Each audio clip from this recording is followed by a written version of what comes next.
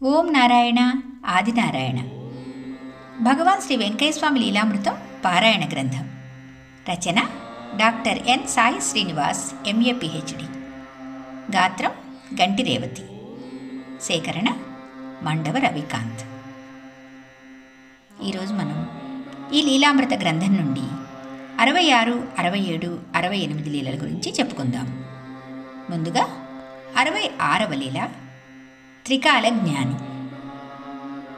నాగులు వెల్లటూరు వాస్తవ్యురాలు శ్రీమతి కొర్రకుటి నరసమ్మ స్వామివారు పెన్నబద్వేలు తిప్ప మీద ఉన్నప్పుడు తన చిన్న కుమారుడు జయరామయ్యను వెంట తీసుకుని వచ్చింది. తన కొడుక్కి ఆరోగ్యం క్షీణిస్తోంది. అందరూ టీవీ జబ్బొచ్చింది, నయం కాదని చెప్తున్నారు. మీరే నా బిడ్డను కాపాడండి స్వామి అని బోరున విలపించింది ఆమె. స్వామివారు నాదం వాయించి ధ్యాన నిమగ్నమయ్యారు.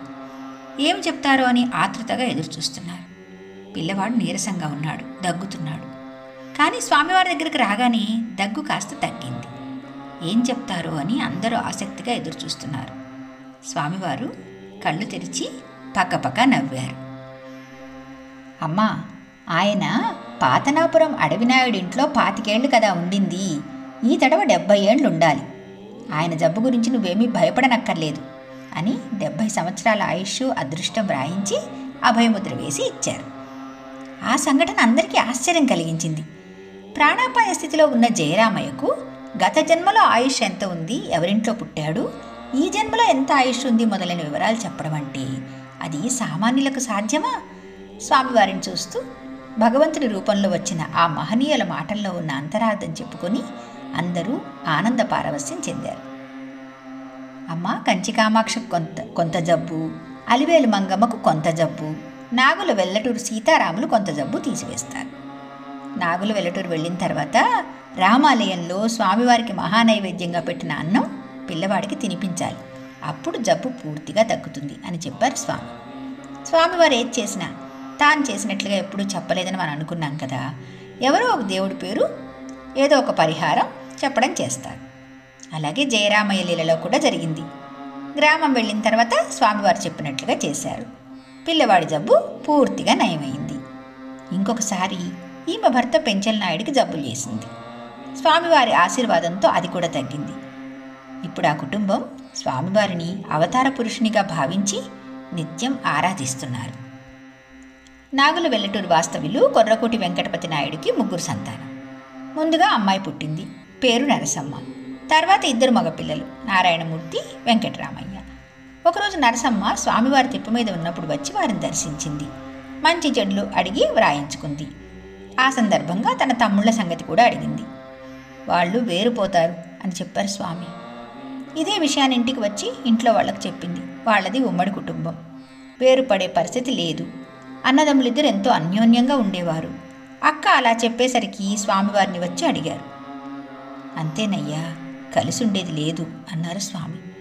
స్వామివారు చెప్పిన 6 మాసాలకు పెద్దవాడు చనిపోయాడు. స్వామివారు చెప్పిన మాట అక్షర సత్యమైంది. అందరూ స్వామివారిని అప్పుడే పరిహారం అడిగి ఉంటే బాగుండేది అని బాధపడ్డారు. ఏ సమయంలో ఏం జరుగుతుందో చెప్పారు. అలాగే చెప్పింది చెప్పినట్లుగానే అక్షరాల జరిగింది. అందుకే వారిని సర్వజ్ఞులుగా కీర్తిస్తున్నారు అందరూ. వారి దివ్య లీలల ద్వారా స్మరిస్తూ మనం కూడా వారిని నిత్యం ఆరాధిద్దాం. ఆ మహనీయుని అనుగ్రహం పొందుదాం. ఇప్పుడు 67వ లీల విచిత్ర వైద్యం. నాగుల వెల్లటూరు వాస్తవ్యులే వేలూరు రామానాయుడు పేరును గతంలో అనేక లీలల్లో మనం విన్నాం. స్వామివారి అనుగ్రహంతో అతడు ఆరోగ్యం ఎలా పొందాడో తెలుసుకుందాం. సుమారు 24 సంవత్సరాల వయస్సులో ఇతని ఊపిరితిత్తులకు వ్యాధి సంక్రమించింది. విపరీతమైన దగ్గు, ఎన్ని మందులు వాడినా తగ్గలేదు. పెద్ద వైద్యులకు చూపిస్తే గానీ తగ్గదు. మద్రాసు తీసుకువెళ్ళమని వాళ్ళ ఊర్లో డాక్టర్ సలహా ఇచ్చాడు. ఇంట్లో వాళ్ళు కూడా మద్రాసులోనే చూపించుకోమని ప్రోత్సహించడంతో తప్పనిసరి పరిస్థితుల్లో మద్రాసు వెళ్ళడానికి నిశ్చయించుకున్నాడు అతను. ఒకసారి స్వామివారిని కలిసి విషయం చెప్పి తర్వాత వెళ్ళాలి అని స్వామి దగ్గరకు వచ్చాడు. స్వామివారు డాక్టర్ల పేర్లు అడిగి గుర్తులు పెట్టుకోమని నాదం వాయించారు. కళ్ళు మూసుకుని ధ్యానంలో చూశారు. అయ్యా, నువ్వు చెప్పిన డాక్టర్లు లేరు. ఇప్పుడు వేసవి సెలవుల్లో చలవ ప్రాంతాలకు వెళ్ళారు. నీ జబ్బు పెంచెలకొన నరసింహస్వామి తీసేస్తారు. 4వ రోజు నువ్వు బయలుదేరి పెంచెలకొన రావాలి అన్నారు. అతనికి సంతోషం కలిగింది. స్వామివారి మాటకు తిరుగులేదని 4వ రోజు శనివారం పెంచలకోన బయలుదేరి వెళ్ళాడు. అక్కడ స్వామివారి భక్తులు పోటెత్తారు. పెనబర్తి వాస్తవ్యులు, మునగా శ్రీరాములు అన్న సంతర్పణ చేస్తున్నారు. తులసమ్మ, చలమానాయుడు పర్యవేక్షణలో చాలామంది భక్తులకు భోజనాలు సిద్ధం చేశారు. రామానాయుడు, స్వామివారు దూరంగా మామిడి చెట్టు కింద కూర్చుని ఉన్నారు. రామానాయుడుకు స్వామివారు పెంచలకోనలోని రహస్యాలన్నీ చెప్తున్నారు. ఇంతలో అన్నీ సిద్ధం చేసి స్వామివారిని భోజనానికి పిలిచారు. ముందుగా మీరు భోజనం చేస్తే తర్వాత అందరికీ వడ్డిస్తాము అని ఆహ్వానించారు స్వామిని. కానీ స్వామి అలా అన్నారు, అయ్యా అలా వద్దయ్యా, అందరూ తిన్న తర్వాత కదా మనం తినేది అని వారికి చెప్పి అందరినీ భోజనం చేసి వెళ్ళమని చెప్పారు. తరువాత పనివారు అడవిలో పనిచేస్తున్న కూలీలను పిలిచి వారికి పెట్టమని చెప్పారు. అందరూ తిన్న తర్వాత రామానాయుడు, స్వామివారు కలిసి భోజనం చేశారు. బిడ్డలను ఆకలితో లేకుండా తల్లి ఎలా చూసుకుంటుందో అలా తన దగ్గరకు వచ్చిన వారికి కడుపు నిండా అన్నం పెట్టిన తర్వాతని స్వామివారు తినేవారు. ఇది ఆనాటి నుండి వస్తున్న ఆనవాయితీ. అలా అన్నదానం ముగిసింది. స్వామివారు రామానాయుడికి 2 అరటిపండ్లు, 1 బిస్కెట్ పొట్లం, 10 పొగాకు కాడలు ఇచ్చి ఇవి నువ్వు మాత్రమే వాడుకోమని చెప్పారు. ఆ రోజు రాత్రి శ్రీరాములు ఇంటి దగ్గర గుండం వేశారు. కొందరు భజనకు వెళ్ళారు. రాత్రికి భోజనాలు ఏర్పాట్లు చేశారు.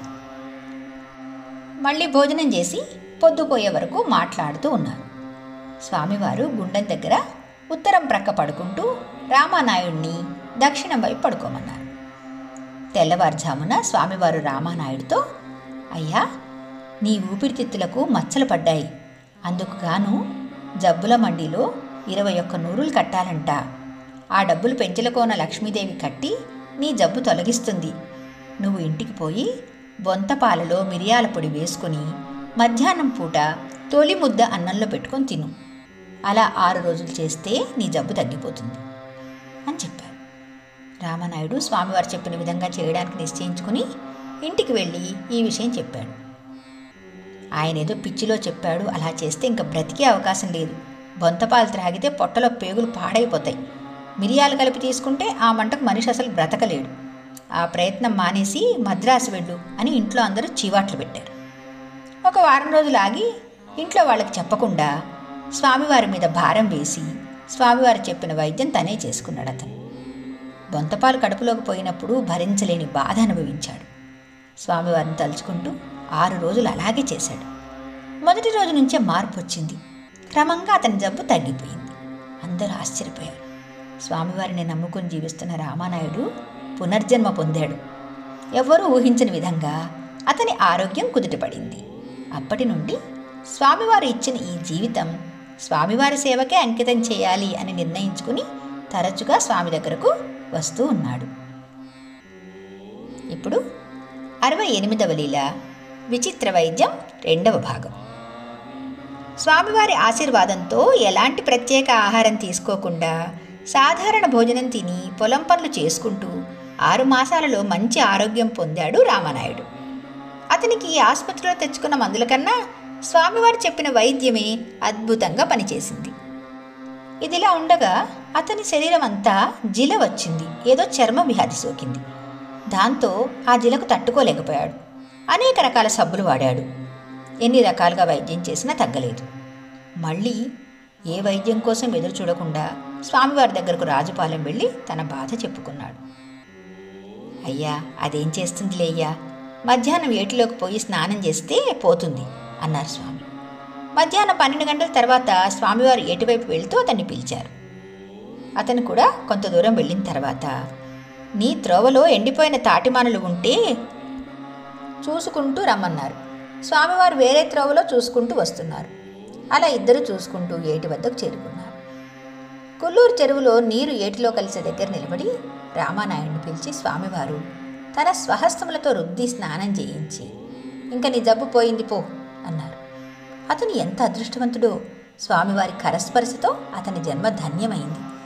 స్వామివారి హస్త సంయోగం వలన అతని దేహం వజ్రకాయం అయింది. అప్పుడు దారిలో వారు చూసిన మానుల్ని గుండం దగ్గరకు తీసుకొని రమ్మని చెప్పి స్వామి వేరే దారిలో వెళ్ళారు.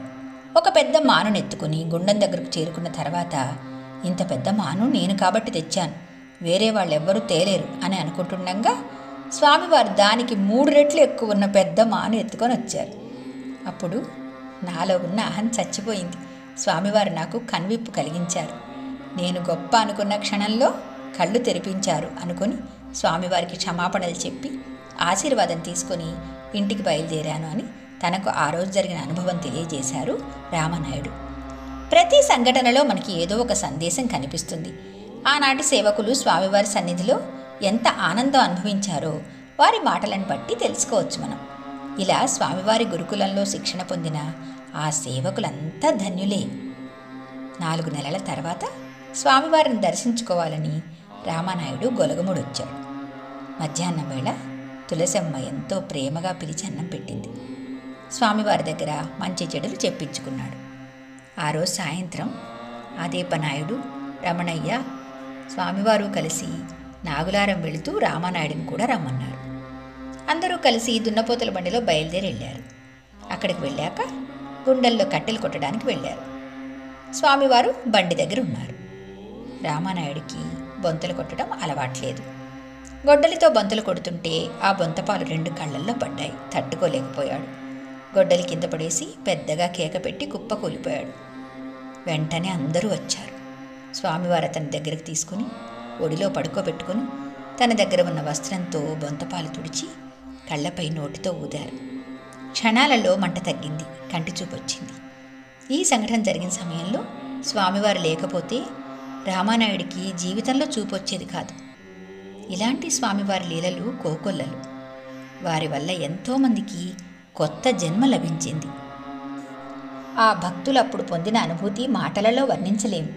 స్వామివారు ప్రసాదించిన జీవితం స్వామి సేవకే అంకితం చేసుకునేందుకు సిద్ధమయ్యాడతను.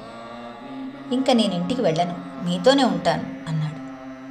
లేదయ్యా, పైవాళ్ళు ఒప్పుకుంటూనే కదయ్యా అని సున్నితంగా తిరస్కరించారు స్వామి. ఇంకా సమయం ఉంది, తరువాత రావచ్చు, వెళ్ళిరా అన్నారు. కృతజ్ఞతతో స్వామివారి వద్ద సెలవు తీసుకున్నాడు రామనాయుడు. స్వామివారు శాశ్వతంగా ఉండటానికి ఎప్పుడు అనుమతిస్తారా ఎదురుచూస్తూ అప్పుడప్పుడు వచ్చి వెళ్తున్నాడు రామనాయుడు. మిగతా లీలలు తరువాయి భాగంలో చెప్పుకుందాం. భగవాన్ శ్రీ శ్రీ శ్రీ గొలగముడి వెంకయ్య స్వామి మహారాజుకి జై. ఓం నారాయణ ఆదినారాయణ.